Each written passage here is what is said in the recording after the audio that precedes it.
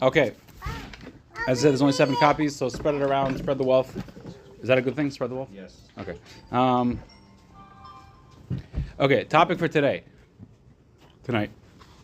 is, Tefillin on Chol Hamoed. I know the women don't wear tefillin, but your husbands wear tefillin. And when they do a mitzvah, it helps you, and you help them do the mitzvah, and it's important to understand what the mechanics of this are. And it's a very interesting topic. Okay, so we are starting with, on the first page, it's the one that looks like that, with the sukkah on the front. Oh, we could share. So the first pasuk is a pasuk in, I don't know the parshas, I didn't look up the parshas, but they are both in Chumash Shemais. The first pasuk says, you know this pasuk, you say in the Shema every single day, that it should be a sign upon your hand and taitafes between your eyes. Taitafes, whatever, it doesn't have a translation, but it means 4 things between your eyes. So this is the mitzvah of tefillin. We have it written 4 times in the Torah, slightly differently each time. One says v'hay la'isal yadcha, one says v'hay l'cha la'isal yadcha, v'hay la'isal yadecha. Anyway, but the main key word here is la'is. It should be a sign upon your hand. Okay, so tefillin is called a sign. A sign. Like a stop sign or a road sign, but a sign. The next pasuk is another pasuk in Chumash Shemais. It says, it's the next one on the page. It says, V'ata daber el b'nei Yisrael. Lamer, Hashem says to Moshe, you should speak to the Yidden and say, Ach es shabsoisai tishmeru, you should keep my Shabbases. Ki oishi beini uveneichem l'derisechem, because it is a sign between me and between you for your generations. Okay? So, shabsoisai, my Shabbases, plural, is referring to Shabbos and any day that's like Shabbos, which is Yom Tov. Okay? So Shabbos and Yom Tov is also a sign. Okay, so now we have 2 things that are called a sign, or 3 things. Tefillin is called a sign, ois, and Shabbos and Yom Tov is also called a sign. Okay. So if you flip over the next page, on the other side of the first page, is Gemara. I know in Lubavitch we don't learn Gemara. I'm kidding. We learn Gemara. But the Gemara is a Gemara Menachos. I should have underlined things, but I didn't have time to do that. If you look on the first box on the page, it's the 4th to last line. It's the first very wide line in the Gemara. In the middle of the middle section is Gemara. The left is Rashi's commentary, and the right is Tosfos. But we're talking the middle, the bottom of the first wide line. So it starts Rabbi Akiva, yeah. So it's Rabbi Akiva. Rabbi Akiva says, "Yochel yaniach adam tefillin b'Shabbos or b'Yom Tovim." One might think that one should put on tefillin on Shabbos and Yom Tov. Taf Lamed stands for Talmud Lamer, to teach you otherwise. The pasuk says, "V'haya la'isa yadcha u'letetafes b'nenecha." It should be a sign on your hand and between your eyes. Mishit shrichin ois, only those days that need a sign. It's only the days of the year that you need to have a sign of your connection between you and Hashem. That's when you put on tefillin. Yatsu Shabbos es Yom Tovim shehin gufanais. This excludes Shabbos and Yom Tov, which they themselves are a sign on their own. So Shabbos and Yom Tov are a sign. You don't need any other sign to indicate your connection between you and Hashem, so there's no need to put on tefillin. The mitzvah of tefillin is only on days that are not Shabbos and days that are not Yom Tov. Okay.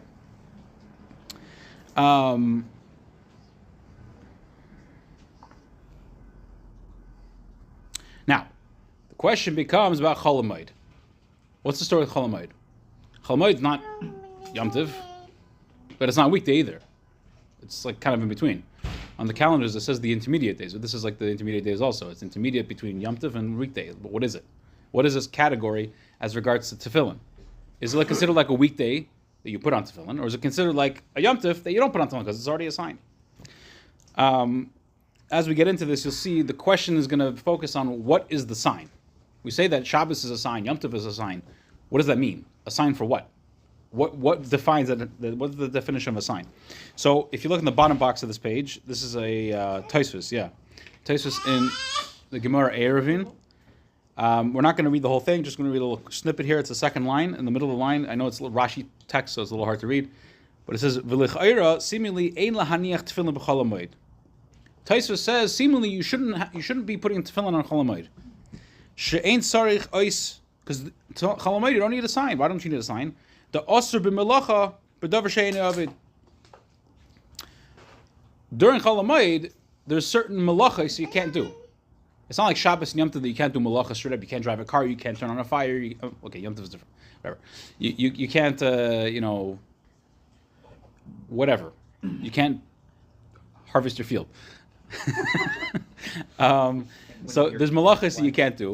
Chol Hamoed also has malachas that you can't do, not to the extent of Shabbos, but there's things you can't do. Okay, so there's something different about Chol Hamoed than a regular day. And two, Taisa says, "V'oid dechayev b'sukkah, b'chag u'b'pesach osur b'achilas chametz." Furthermore, on Sukkot you have to sit in a sukkah. On Pesach you can't eat chametz. So Pesach and Sukkot also are unique. They have these special mitzvahs that we do. So there's already something special about them, even on Chol Hamoed, because Chol Hamoed you can't eat chametz on Pesach. Chol Hamoed, Sukkot, you have to sit in a sukkah. So there's something very special about these days. So seemingly you shouldn't have to put on tefillin. Okay, flip your pages over to the next page. The next quote is from the Rashba. Rashba is a very important Rishon. Talking, 700-800 years ago. Whoever's fact checkers, they can fact check me. I don't know if that's true. But much of halacha is based on his writings. So he was asked a question. He writes, it's the first quote on the top, regarding putting on tefillin on Chol Hamoed, shesha'alta, regarding what you asked, my daiti, what is my opinion? I hold, says the Rashba, that you don't put on tefillin on Chol Hamoed. Shagam hem ois, they're also a sign. Fine, he says a similar thing as Taisvus, that on Chol Hamoed you can't do certain malacha, so there's something unique about it, just like Shabbos, and therefore you don't put on tefillin, you don't need another sign. Okay.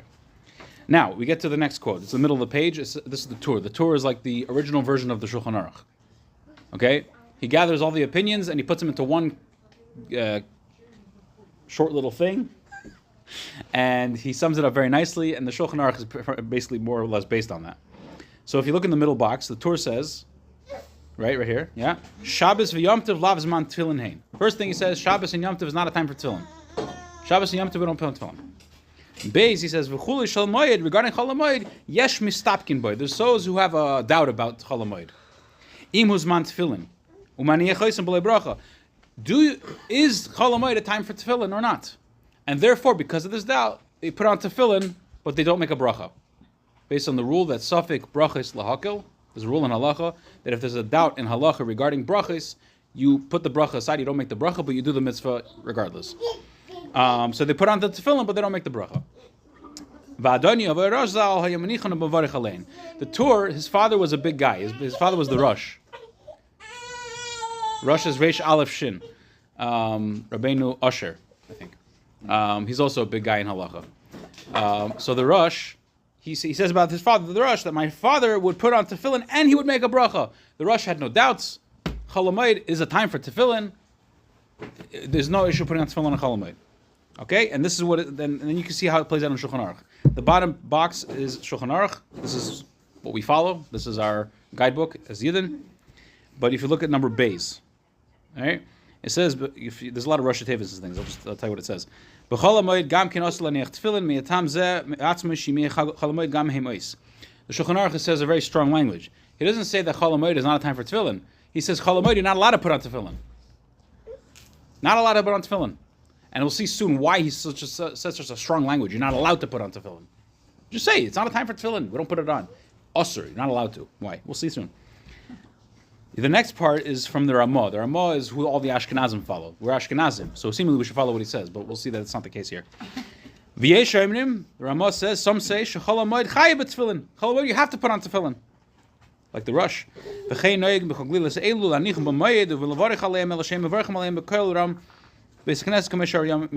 Ramah says a very interesting thing. He says we put on tefillin, we make a bracha on them, but we make the bracha quietly. You put on tefillin, make the bracha, no doubt, but you say the bracha quietly. Now, the reason why he says to say it quietly, the bracha, and why the Shulchan Aruch says it's usher to put on tefillin, even though two different opinions, is for the same reason. And we'll see soon in a second why. Yes.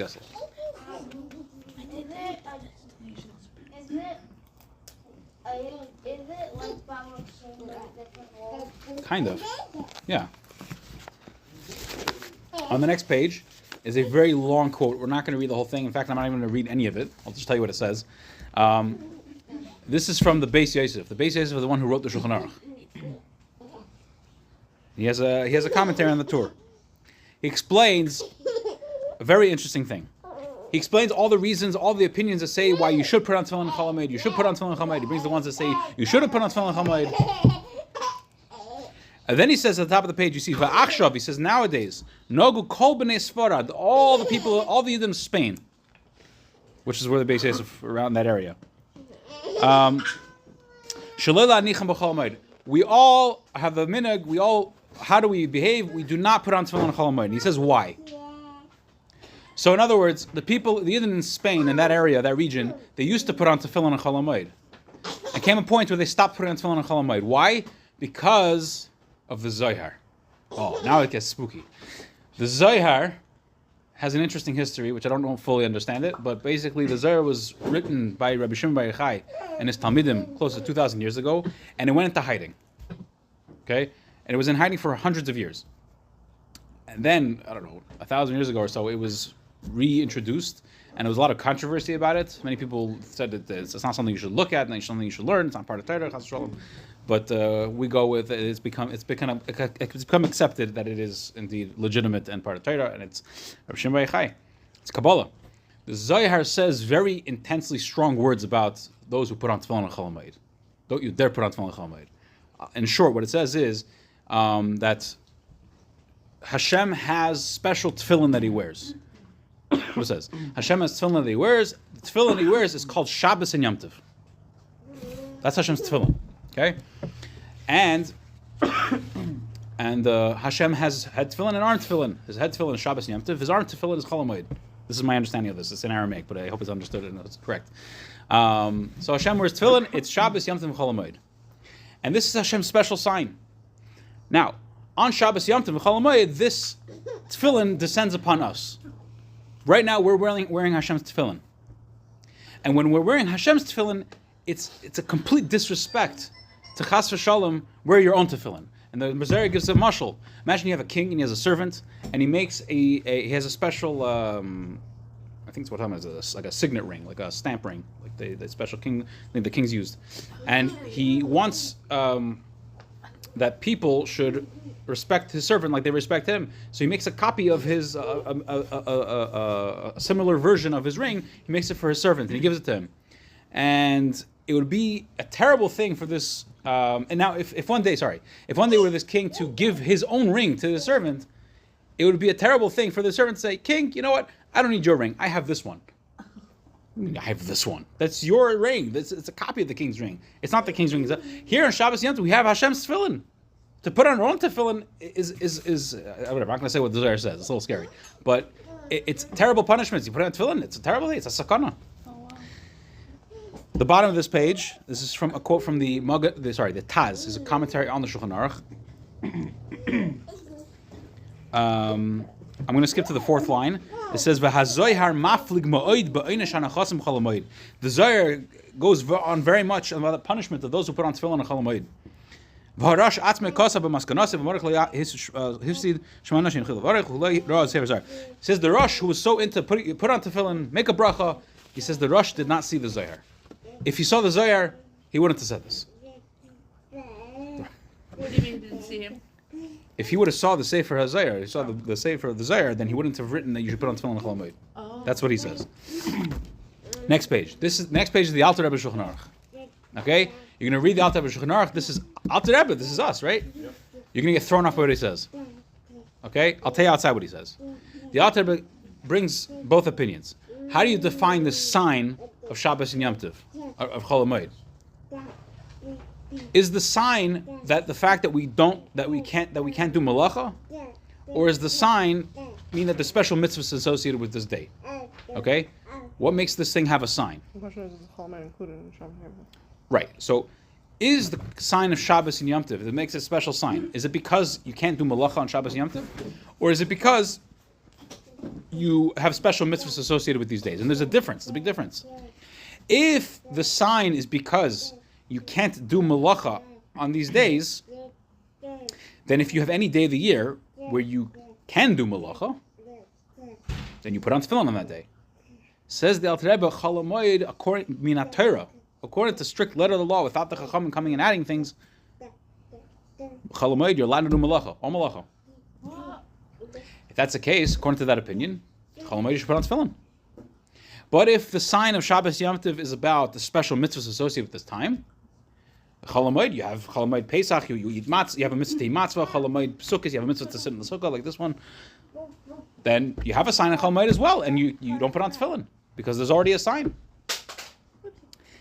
You know what the Alter Rebbe says? We follow the second of the first opinion that you put on tefillin on Chol Hamoed. Oh, wow. What? Wait, what? I haven't put on tefillin on Chol Hamoed in how old am I?